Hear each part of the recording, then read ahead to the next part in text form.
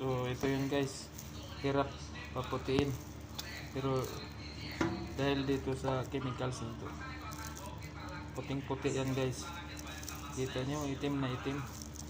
Babad mo muna natin ng isang oras. Ito lang yung pang linis niya, no? Mamaya kulay gold na yan guys.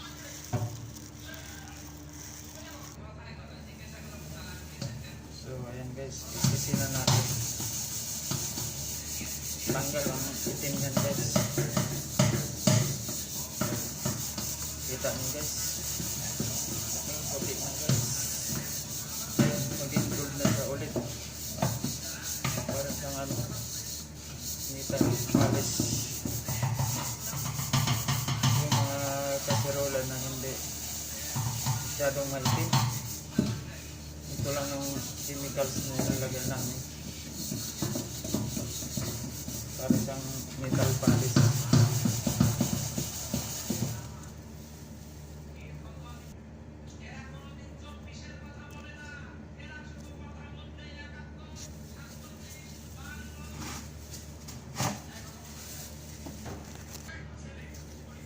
So ayan guys, tanggal na guys.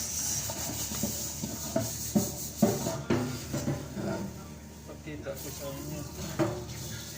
Ayan, puti na, gold na siya. Bumalik na yung dati niyang kulay pagka gold.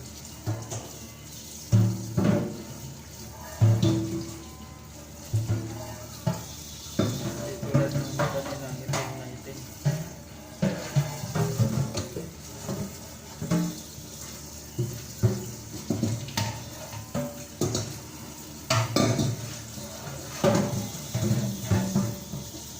Kita na guys, mabisa talaga to.